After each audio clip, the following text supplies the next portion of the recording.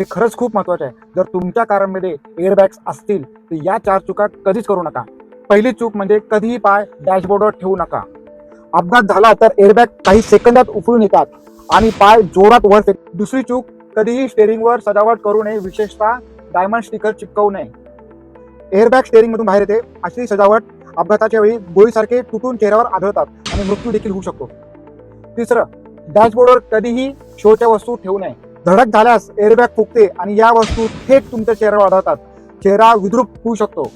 चौथी चूक, विशेषतः महिलांसाठी, शार्क क्लिप गाडीमध्ये अजिबात वापरू नये.